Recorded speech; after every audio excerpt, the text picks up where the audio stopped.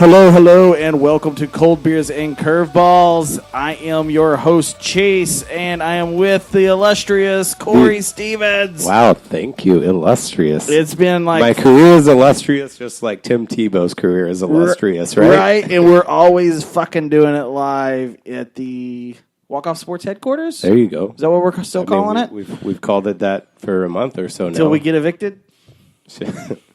There might be a new one. There might be a new, better one. Actually, it won't have some of the same characters that you so loved. Man. I know you'll miss them, but we might have like video calls with Kleinschmidt and who knows what else. We might get Nadell. Maybe we can video call. We're gonna have all the latest greatest. Maybe. And speaking of Kleinschmidt, she's got a show coming out Thursday, the 24th.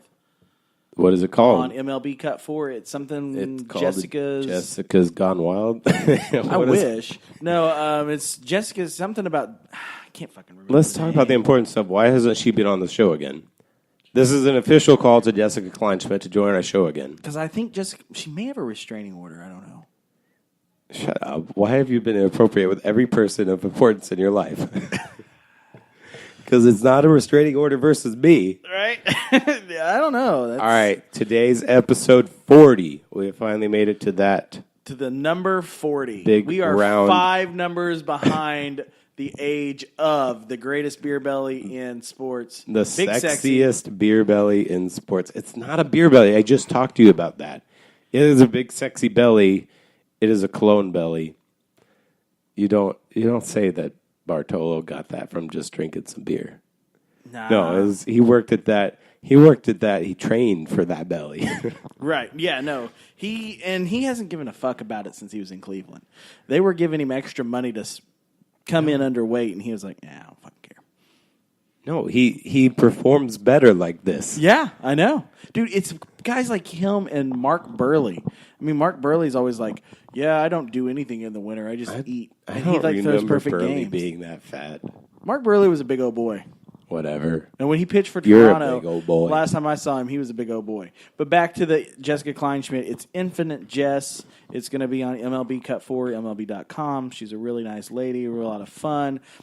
Follow her on Twitter, follow her on Instagram, like her on Facebook, do whatever. She's an Oakland fan. We talked some about the Rockies with her. Anyway, I just feel like it would be great to get her back on. We're gonna get some Eric Nadell on. Sometime we're working on that. We're making steps towards that. But yeah, me and Corey peed our pants when he emailed us back. Right? How about you peed your pants? You were the one emailing him. Okay? I really, really like that guy. This is Austin Bibbins Dirkx returns. Yeah, so apparently the Bibbins Dirkx is coming back because it's Matt Moore and his 9-something ERA got put on the DL. The Phantom DL. God save our souls. We don't have to go through another start of that. That means that is great news to the unofficial, official, greatest Austin Bibbins Dirkx supporter of all time. Corey is all about Austin Bibbins Dirkx, and I don't know why. And ABD is pitching tomorrow for the Rangers against the Royals. So if you go to Ascension Coffee, where you may see Corey not working, because Corey may try to call out sick tomorrow to go and try to make the game. Chase, I don't ever call out sick. Well, you should, because you have to cover everybody else's shifts, and it's about fucking time. I'm glad that somebody, you and everybody else understands that in my life. I always cover for people. I was asked today to be covering for somebody. I was like, no, I've got more important things to be doing right now. That's because Ascension hires pieces of shit. I ain't going that far. Well, they hired your ass, so right? Yeah, they got rid of the best one that they had. Chase no longer works there. Anyway, I no longer have to worry about that shit. So. All right, let's back up a couple days ago to Big Sexy Night. We had the Rangers. Well, let's back up to the start before last with the Yankees. That was the start before last, because last night was Cole Hamels, and the start before that was Big Sexy. Cologne's start. That's what I was saying. With the 102-mile-an-hour fastball off the belly. Oh, okay, the last start before that. Let's talk about that. A grown-ass man out there, 44 fucking years old, takes a 102-mile-an-hour line drive right off the gut like a fucking champ. Not even a flinch. And it was like if you had ballistic gel, if you had a water bed, and you threw something in it at an angle, and it would just bounce off and absorb. That is what happened with his belly. And that ball just died right there on the mound. See how he looked like a catcher, he bowed it out and just boom, threw it out in front of it. It was basically like a goalie dropping down into butterfly. Right, yeah. It was beautiful. It was great. And he just picks it up, and here comes the trainer out, and he's like, nah, I'm you good. Okay? And he says, of course I'm okay. I'm fucking good. Back when I started, we didn't even have gloves. We wore fucking earmuffs instead of a whole helmet. One of the commentary on that is that he gave up home runs or he faced the Yankees. Is it their third baseman with the stupid name that I was commenting on last night? Yes. Yeah. So Yankees have a really, really young third baseman, and it was one of the biggest age differentials of any pitcher to hitter. Right. I think Jamie Moyer won that a few years back, but that seems right because he was 54. He was 60. So yeah, that's Big Sexy. If you didn't see that, man, you missed a piece of history. So he's back and doing better than ever. Yankees are in town. You can't fault him because the Yankees, they're just the fucking. They're the Bronx Bombers, and they hit everybody. So, yeah, he gave up too many home runs, maybe 4, I think, in the other game, and I think the Rangers lost. But look at Cole Hamels, though, last night. Cole Hamels last night. Yep. Looks like he could be a good trade piece. 7 strong innings, I think, a couple over 100 pitches. It was classic Cole. It was exactly what you want from him, and the Rangers get the win. And then Chase gets the text. No, I am not. I'm reading up on the stories.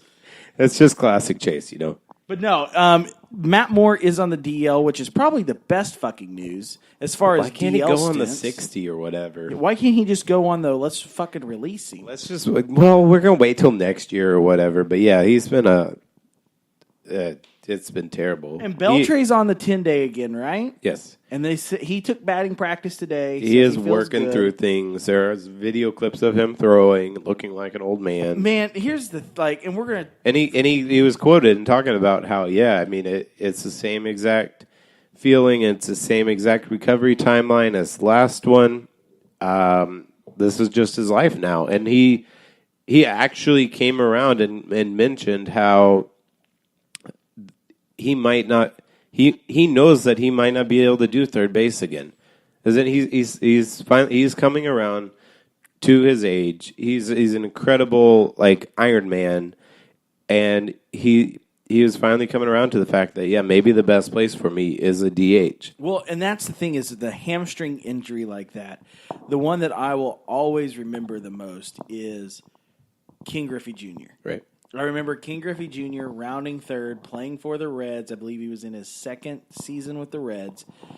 He tears the hamstring, and you never saw the same Griffey that you remembered. He tore, though? Yeah.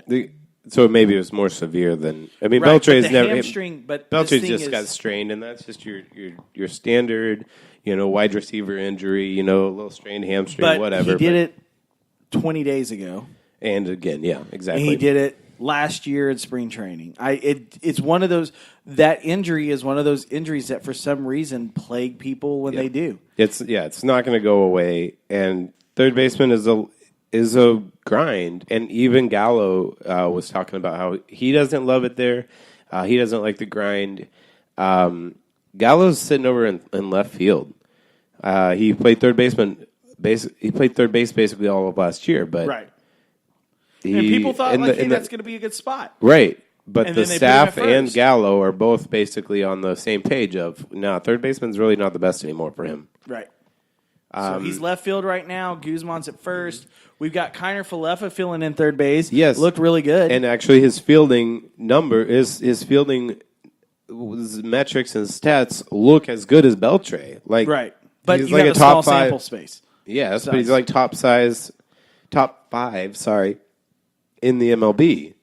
He's been playing really well defensively. He can play every position, basically. He's played everything but center field and pitcher in his career. He's getting a little bit of work on the side with catcher, but he can play everything. And Guzman is really good defensively at first.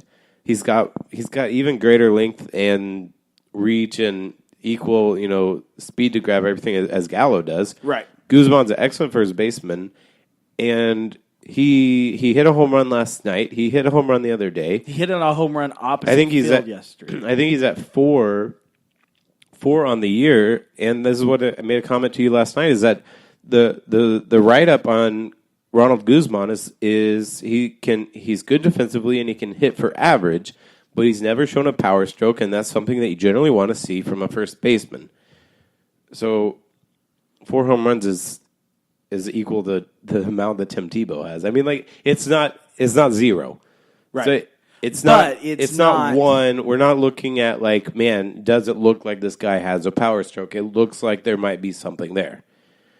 And so if Guzman continues to play well at first, I don't see why he's going to go away. I think, or if he goes away and Gallo gets moved and the shuffle pushes Guzman, if everyone shows up healthy, Beltre and Andrews, and everyone gets pushed back, then Guzman's just going to be sitting there, and they're going to want to put him on the field. So I think at this point in the season's a fucking wash. Yeah. No, we want to keep him on the field. He is a young prospect. Right, but I think one of the best in the Rangers farm system. Right, and I think in the grand scheme of things, him and Falefa, which I don't know how, because I know they're working on, and that's the thing, is shit's still political. Things sometimes, what we see as, hey, that's a really good player, why are they sitting him down? I think Guzman will be the one that will take the AAA thing, kind of how Gallo did his first season, where he got sent back down and everybody's like, why are they sending Gallo down? Why are they sending... that's how it happens. No, but that one seemed obvious because Gallo had a great first week and then he bombed. He seemed to lose all confidence. Right. And he still has terrible problems with the eye and the curveball, and I mean he still strikes out a lot, but it was really bad after his first couple of weeks that were really great. So it made perfect sense. This is not the same storyline with Guzman. Guzman just doesn't have the position flexibility that somebody like Gallo or Profar or kind of Falefa have. Those are all position flexible. Right. Gallo can play three positions. Profar can play everywhere in the infield and left field. I think he's played and kind of Falefa can play everywhere too. So you're going to have utility players, and it seems like the Rangers value that, and they're all young. This brings up, it's just what we were discussing pre-show is everything. The backlog is that you can't. Sure, maybe Gallo is your left fielder for a while, and maybe he's cool with that. But the backlog is that now you have absolutely nowhere for Willie Calhoun to go. Because Willie Calhoun, if you wanted to ever bring up Willie Calhoun in the middle of the season and finally get some hits, because he's been fine in the minors, and he was great last year in the minors, and he's got all the skills, then you put him at left field if Chu is just going to hold down your DH, and Chu has been playing fine. But then there's no room for Calhoun. Right. Well, I think it would be a platoon situation that they could possibly DH and then right field Chu as they have in the past. Well, Mazzara's been one of your best players. Mazzara is every day at right field. But Mazzara needs days off, too. Mazzara's still... We're talking, 5 or 10 for the entire season? Right. He is your... But I think with Chu being in the lineup and being on your roster, I think it opens up things where, you have Chu that played center field in Cincinnati. They could possibly move him back out to... I think he's lost a step is your center fielder. I understand, but you can't always count on that. Delino to Shields has been the most inconsistent fucking person that I've seen. In what way? In what, defensively or offensively or what? In both. No, his defensive has improved, and his average is one of the top for the Rangers. Right, but that's right now is a shot in the dark. Because he's also proven that he makes mental errors defensively. He's not strong offensively. He's made an argument for both sides. I just told you that it's not happening. I mean, I think he has shown an upward trajectory. I think one of the key pieces to shop would be Chu. Oh, no. His contract has finally only got 1 or 2 or 3 years left. Right. It's finally not this ginormous albatross. And if you could work out something of however much the Rangers are eating, then you have a place for young players everywhere. Because Gallo because Gallo and Calhoun can essentially be reversible at DH and left field. Well, and honestly, I think at the trade deadline, had the LA Dodgers season not just been a shit show for the past 2 months and Elvis not been hurt, right? I think there would be a spot opening up because I think Andrews would be going to cover the Corey Seager deal. An early trade already. Yeah. It just feels reactive. I don't know. That just feels like, well, then what do the Dodgers do next year? I think then they've got two veteran shortstops. Right. Like what? Then what? Like I mean, honestly, that just doesn't. The smartest thing is to unload Profar somewhere, see what you can get on a prospect, right? And but Profar's not actually the well. I mean, right? Profar's not the worst, but he's probably the biggest disappointment in recent Rangers history as far as production out of whoever fucking put him. No, I know. The number one prospect in MLB. He was a young prospect, and he has tools. I mean, don't act like the scouts were all wrong, but the problem with the Rangers logged him is Guzman at first, but he deserves his shot soon. Profar seemed to have an attitude problem, and the Rangers didn't call him up in September last year. You remember that? Well, it seems like that's all in the past, and he's here to stay again. Either that, or he's realized his position in the team and feels like if I can be a team player, I can be a go-getter, that may elevate my trade stock. Well, he's just a lucky son of a bitch because the two middle infielders of the Rangers have been injured. Right. Well, even Odor not being injured, he's still fucking like. We talked about that yesterday. Well, I know, but that's where he was at first. Right. Yeah. At first was when Odor. Is Odor going to be a starter 2 years? Well, Odor needs to pick his batter's eye because he still is just awful against the low curveball. He can't handle shit. So you throw him a curveball or a slider. No, that's the whole thing. Is Odor? Sure, you had a great couple years, but he has to fundamentally show progress with his eye because he will just be a strikeout machine, always thinking that he's got 30 home run power, and maybe that does not need to be who he is. But that's the problem as a team as a whole is strikeout problems. Well, sure, but everybody in the MLB has strikeout problems. Everybody's launch angles, strikeouts are okay. You hit all your home runs, boom. Everybody's got that mindset. Right, but they're nobody tries to put the ball in play anymore. Nobody's an Ichiro anymore. You want to know why? Because there's not a fucking manager named Ron Washington. If Ron Washington was around, he'd be like, bunt the motherfucker. Right? And Gallo, that's the way baseball go. All right, so that was enough Rangers stuff. Let's move along. Rest of the division. Biggest news of last week, this week, was Robinson Cano gets an 80-game suspension for a masking agent that is often used to hide, or a diuretic maybe, to get PEDs out of your system. Yes, sir, and it is a banned substance, and it's an 80-game suspension. I will tell you the most awkward moment I've seen on TV in a long fucking time was Sunday night on ESPN Baseball, where you knew the producers were like, fuck, this is going to come up. We were stupid. We hired A-Rod. We've got him in the booth. We've got Teixeira. We got Grandpa Rossi and Teixeira down on the field, and they're talking about it, and Teixeira's like, yeah, I was on a team with a guy, this and that, and, like basically David Ross and Teixeira were basically like, yeah, it puts everybody else in a shitty situation because now we have to sit here and we have to back this guy even though he's fucking up our livelihood, our this and that. That's what this does because it gives that boost to the other people. I think now with the way that the game is played, we're going to be seeing a lot of these older players getting hit with this because they're trying to hold on. Bartolo Colon got hit with it 2 or 3 seasons ago. You've got Starling Marte last year. Right. They got hit with it in Pittsburgh. Ryan Braun. You're seeing those guys who are kind of they've hit the peak. They're now descending down the slopes.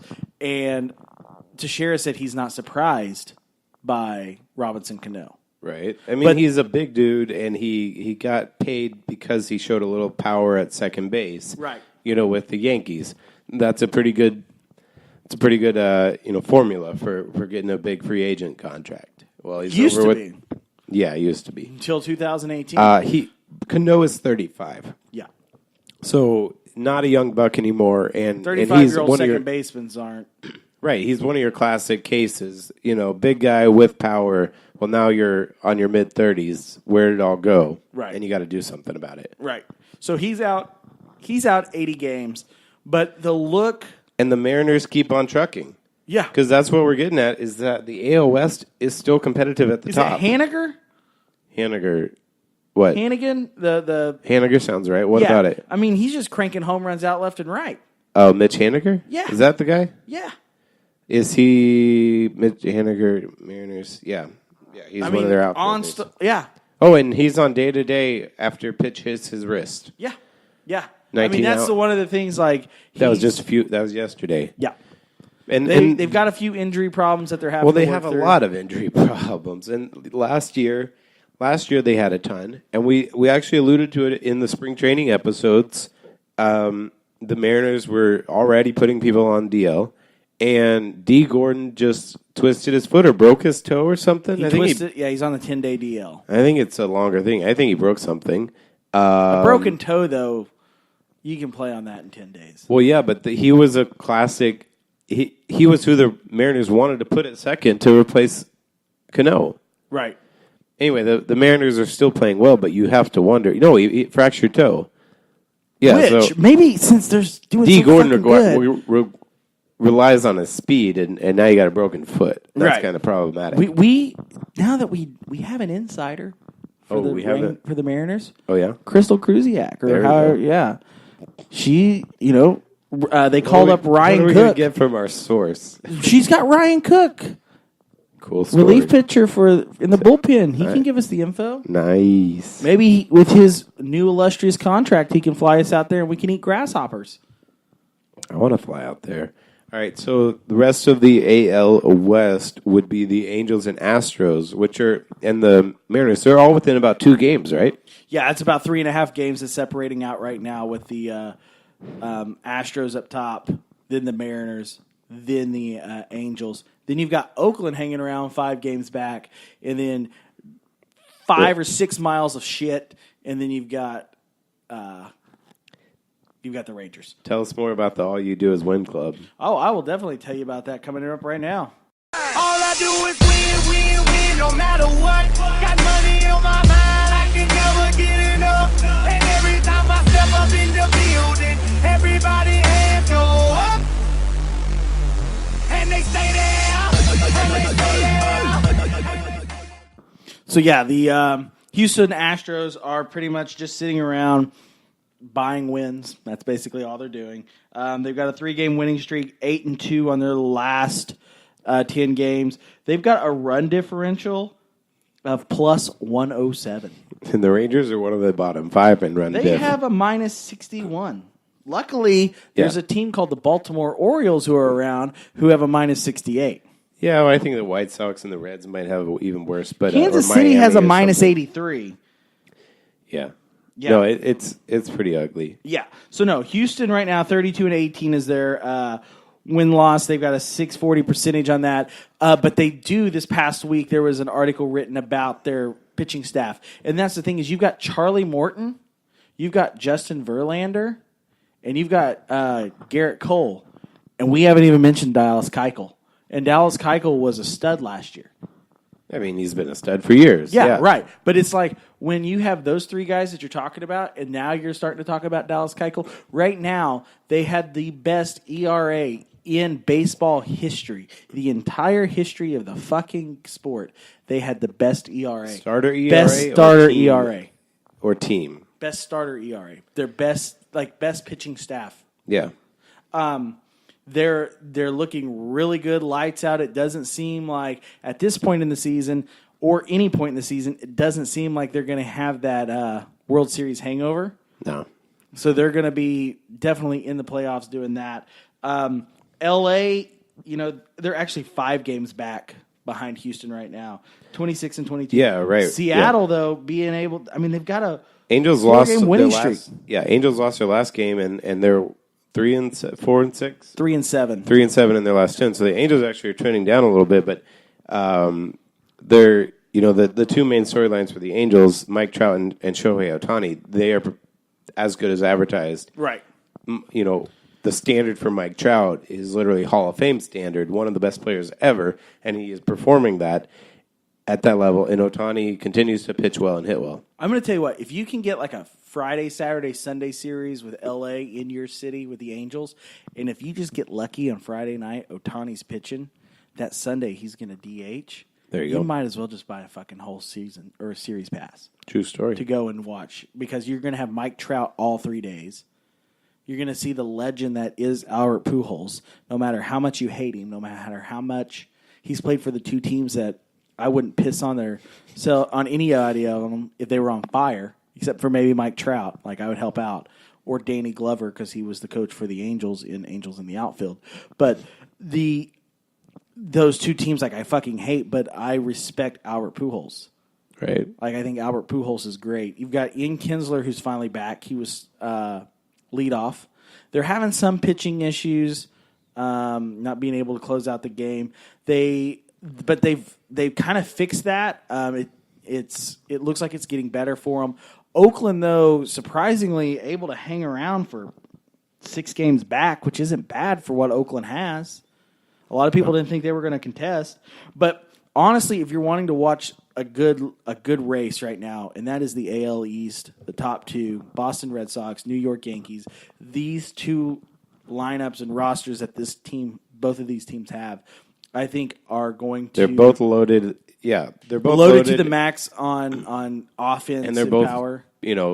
Clicking on all cylinders. Right. Yeah, they're all pistons firing on both. They're going to leave the rest of the AL East in the dust. And it's Boston is ahead of Yankees right now by a half game, and then the next closest is 10 games out.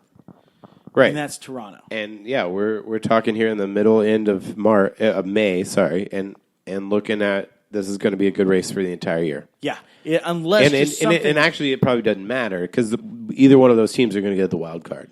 Right. If they continue at this pace, no team from the AL Central is going to get the wild card, and you're probably going to have your second place. It's in the crazy AL, to think that now West being the Angels or the Mariners. You've got the Mariners. If the season ended today, right? Mariners would be your second wild card. Yankees would be your first. Yeah, so the division across divisions, their records are roughly the same. So we're looking at the second place of both probably. That's your race is for second place in either division, right? Versus for that wild card spot. Now, I'll tell you, I always play the "All I Do Is Win" by DJ Khaled for our lead into the AL West, talking about the Houston Astros. Yes. If there's one other division that I would play that for right now, and that would be the NL Central, because they've got a 3-way tie for second place right now between Chicago, Pittsburgh, St. Louis. Milwaukee's 3.5 games above, but they've only got one team that's below 500, and that's the Cincinnati Reds. No, that's pretty and I think impressive. 500 is the max amount of attendance they've had. It's just fucking for the Reds. Shit show. Don't kid yourself that song is for division performance. That song is for the Astros. It is. It came around when the Astros were incredibly good last year. Right, and they were on pace to win, their April and May was just they were going to win 200 games even in a 162-game season. That song is for the Astros, yes. I'm glad that the NL Central looks competitive. NL Central looks competitive. They are playing just above average baseball. So you do have some games. I went home earlier and I caught the end of the St. Louis and Kansas City game. It went into extra innings. St. Louis finally bounced back because there for a while it looked like it was just Matheny was on the fence last season. This season didn't start out good. Yadier Molina's out right now. Just a lot of shit not going their way, but they've been able to pull forward. They are a good organization as far as top to bottom, how they run things, kind of the winning mentality they missed out last year. That happens, but they've seemed to bounce back. Pittsburgh, people are really surprised by Pittsburgh because Pittsburgh sold everything off. They got rid of Garrett Cole. They got rid of McCutchen. They got rid of a couple of other people. It's Yeah, they acted like that they were going to rebuild, do a slight little reload. Right. Or they acted like, oh, dang, we're probably not going to compete with the Cubs for several years. Right. Milwaukee, They're hanging around there. Milwaukee seemed to really be the only team in the NL Central who was like, hey, we're going to go for it. Because they were really fucking close last year. I mean, if the Cubs hadn't just come together there in those last 2 months, it probably wouldn't have been the Cubs in the playoffs. It would have been Milwaukee. Yep. But another really fun one and a really bizarre one, though, is the NL East. So you know I grew up a Braves fan. Did you know that? I think most kids that were born pre-1991 grew up some form of a Braves fan. Yeah, I had Chipper Jones pennant on my wall. Oh, yeah. I was all about, even when Maddox was at the end of his career with the Cubs, I was all about him. The Braves were my favorite for a while. I will be honest. I kept up a lot in the 90s.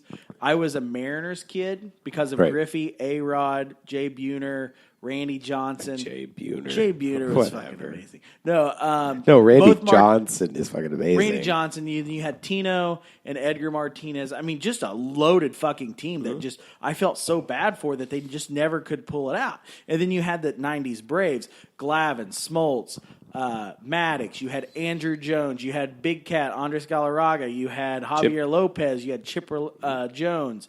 You had a lot of heavy hitters, and they were a lot of fun to watch. Yeah.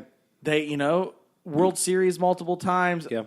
Bobby Cox out there just fucking losing his shit because he was just an old geriatric fuck that had nothing else to do. And now we are maybe back to that. I believe it was 2012 was the last time that I really remember them. They were in that playoff race. I just remember the infamous infield fly call that was called out in shallow right. And it was just, it was a shit show because they were gunning for it. They would have been able to probably pull that win out. And it fucking fell apart on them on a shit call. I'm surprised it wasn't Angel Hernandez. But, man, speaking of that guy. Right, yeah, he's a fucking joke. What did he get? Yeah, there was an ejection the other day because he's calling pitches pretty much down the middle, balls. And it was a one game. He was on the Rangers game the other day. Top of the ninth. Who was it again? Who was it with? It was Milwaukee. Yeah. 1-0 game. Top of the ninth. He gets right up. The ball perfect. Two-seam fastball placement. Comes back. It wasn't even back over the black. It was back over the white by about 1.5 inches. Yep. Ball 4. Manager runs out for Milwaukee to try to keep his pitcher in the game. He gets tossed. And, Angel Hernandez needs to get tossed. I think Angel Hernandez is literally the most hated person in North American sports. As in Roger Goodell is second. I think in just general sports fans' hatred. Right. Intensity of a baseball fan, hatred towards anybody. It would be Angel Hernandez and then the Yankees. And over in the NFL, it would be like Roger Goodell and then the Cowboys and Patriots or whatever. I think what we do need to do, though, now, because of the great news that happened. Lebron, right? Right, Lebron. Nobody likes the Lebron. He might win tonight. Who knows? The thing, though, that I think was great about what's going on right now is the United States Supreme Court says, hey, sports betting, up to the states. Mm-hmm. So let's get the states on board. Let's get this going. All we have to do is find out what state Angel Hernandez lives in. Okay. And let's start placing bets in the name of Angel Hernandez. It's for just games that he is umpiring. It's just so simple, right? Right, and we can fucking get rid of this guy. Because apparently no one's going to go and pull a fucking Nancy Kerrigan deal and fucking pop him with a lead pipe. Knees. Like, he's a fucking joke. Not even as an umpire, but as a human being. Yeah, I agree. And I don't care what race he is. And I don't even know that would get him fired because the MLB union, the umpires union, is so strong. Right. It's like it's been years of frustration, and we can't do anything about it. Well, his scorebook is in Braille, right? They're already fucking giving it to him that way. Literally blind. Yeah, it's a fucking, and I think he knows it, and I think sometimes he pushes might revel in it. Yeah, he might just be like, yeah. Like, I love being the most hated. Like, He almost seems like a professional wrestler, like those guys who are like the heels of the deal, and they go out and they rile the crowd up and they get them mad, and the more they throw things and the more they spit at them and this and that, they just live in that, and it gets their rocks off. And I think that's Angel Hernandez, and it's a real sad deal because Angel Hernandez, your legacy will go down as being the biggest fucking joke. Like if you have grandkids, I kind of hope they get popped in the fucking head with a tetherball. Like I will, if I lived in the town that Angel Hernandez's grandkids lived in, I would have my 11-year-old little league pitcher fucking throw at that kid every fucking time. And when he walks down to first, I'd be like, "That's for Grandpa." Yeah, I cannot fucking stand him. I hated the fact that they even allowed him in the goddamn state. Like that. Like, we're going to kick Ozzy Osbourne out for pissing on the Alamo. We need to kick Angel Hernandez out for being a fucking piece of shit. You know what I want to see? I want to see a TV show with a LeVar Ball and Angel Hernandez on an island trying to survive. I want to see... I want one of those in a fight to the death. Yeah. They seem like the same type of people. Like, whatever. It's like a fucking group home. I'm going to throw this out there. Baseball is better when the AL and NL East are competitive. As in, we talk baseball, it's going to come up at times when if the Yankees aren't good, well, can baseball handle this? Are baseball's numbers down? We have a classic race, Red Sox, Yankees, in the AL East, and that's how it's been for years and years, and that's how it always should be for the interest of baseball and the casual fan and the really into baseball fan. Right. The avid fan. The East Coast is baseball. The East Coast is baseball. And when I look at Braves, Phillies, Mets as all being potentially contenders in the NL East, I say that is way better for baseball than random Marlins doing well, or than even the Nationals, who have a big market, but they are not an established baseball brand. No, because they used to be the Expos. Yeah. Nationals, no, absolutely, they have star power, and they need to get their shit together this year and make it competitive. But when the Braves and the Phillies and the Mets are good, and the Red Sox and the Yankees are good, that is when baseball as a whole will succeed. See, and my biggest fear with this NL East thing is I feel like the Phillies and the Braves may be who the Astros were 3 seasons ago. Yeah. When they first made that push to the playoffs and they were ahead of schedule. I just hope that's not the case with this. That they'll shit the bed next year. Right, yeah. My biggest issue in the NL East right now is, once again, the shit show that is, was, and forever always will be the New York Metropolitans going off and signing Joey fucking Bats to a 1-year contract after the Braves said, "You're not even good to lick the dirt off our cleats, fucking Jose Bautista. Get the fuck out of ATL." And they was like, "Okay, I have a Neanderthal jaw and big ears, so I'm really fucking out," right? So, yeah, they kick him to the curb, and then the Mets are like, "Hey, we'll sign him. We'll have him play third base and outfield." I think him as a third base project is a fucking joke. I think of him as an outfield project as a fucking joke. I think of him as a batter as a fucking joke. I think of Jose Bautista, all I can think of is a washed-up guy that had a few good seasons, who was really fun to watch in Kansas City at the Home Run Derby that 1 year, and that was fucking it. He's done. The grave is dug. Yes. He is a 38, 39-year-old with no bat speed anymore. Right. He's bouncing around to teams that are contenders, or they don't have room for him. It's just a temporary stopgap, and they want to give him a chance. It's bullshit. He went from AL to NL. He can't handle the pitching. He's done. Who he reminds me of is the other geriatric trying to swing the bat, and that is Rafael Palmeiro. Rafael Palmeiro trying to swing the bat. It's his first at bat at 53 years old, and he's cranking out a fucking home run. No. His first game the other day, he struck out. He was like 0 for 3, ground out, fly out, strikeout. No, his first start. Sorry, his first start that he got. He was 0 for 3, I thought. No, he didn't start that game. Okay. His first start, he got the home run. Well, nobody cares. That's like high school fences. Cleburne, Texas. Who are you playing against? High schoolers. Essentially somebody who is You're pretty good on your high school team and is not going to college. No. They're independent minor league ball. Whoever's worse than Austin Bivens Dirkx was 5 years ago. 75% of them have major league organizational affiliation. That's pretty much what they go for. They'll sign a few Who do the people. Cleveland What's their even name? The Cleburne Railroaders. The Railroaders. Who are the Railroaders going to send their players to that are any good? Dude, Fort Worth Cats had Max Scherzer. Let's find the alumni for the Cleburne Railroaders. Look, Rafael Palmeiro. No, I'm done talking about him. He's a 53-year-old loser, and I have no time for him. Jose Bautista is probably going to be on the Cleburne Railroaders next year. Now, that'd be great, and I still wouldn't want to go see him. You know who I think they need to bring over to Grand Prairie Air Hogs? Josh Hamilton. Why not? I think he made enough money. I think the Angels are still paying him $10 million. Who cares? I think he's done. No, so we've got 4 minutes and 20 seconds left. And you know what we didn't get to is Tebow time. We gave 5 minutes. Fine, we'll give it to fucking Tebow. Our God is greater, our God is stronger. God, you are higher than any other. Our God is healer, awesome in power. Our God. So whenever you hear the great Chris Tomlin, we all know that it is Tebow time. Tebow time is happening at the Rumble Pony still. You know it. And unfortunately, the New York Mets are doing really fucking good, so it's kind of hindered our chances on the New York Mets bringing him up. Yeah, but you know who else is doing really fucking good? Tim Tebow. Tebow's got a 240 batting average. Best average and best OPS of his career. So it's 2 seasons, so he's better this season than he was last season. Yes. That's good. Is that not what you want from a minor league player? That's usually what you want from anybody. Exactly. You want this year to be better than last year. Let's not act like the Tebow story is dead. The Tebow story, I mean...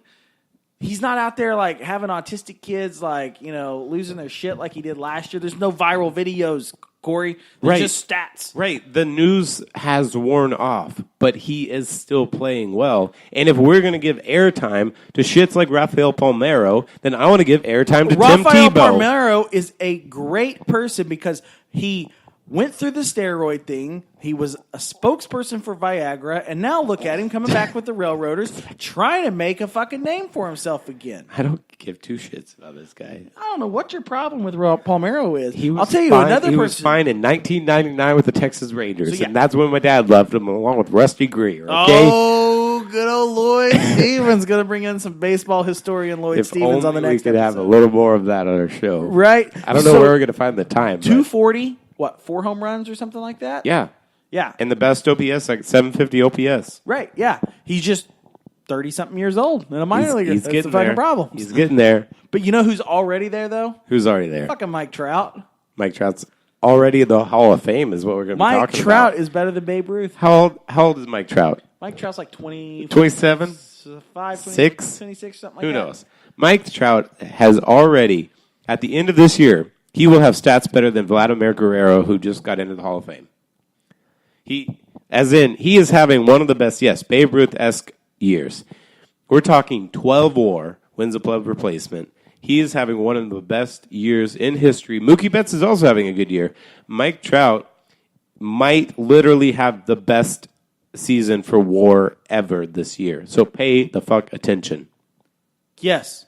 Watch Mike Trout every game. Shohei Ohtani. Watch him every game. Sadly, this year for Rangers fans, if you want to watch some baseball, watch the fucking Angels. Watch Big Sexy? Watch Big Sexy. That's pretty much the only thing you really need to watch.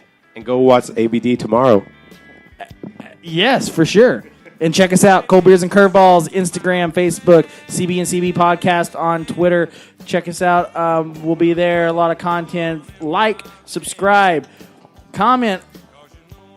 Hey, we engage with you over on Instagram. Go tell your friends. We got the best baseball Instagram in America. We do. Voted by Donald Trump and his new friend King Jong-un. But yeah, Stitcher, iHeartRadio, Google Play, iTunes, everything. We're still waiting on Spotify. Quit being Swedish and fucking just look us up, guys. So other than that, wait around, drink some more beer. We drank some 903 Brewery tonight. And watch more baseball and enjoy this Memorial Day weekend. Memorial Day weekend is nothing but baseball. So until next time, guys, we'll see you around.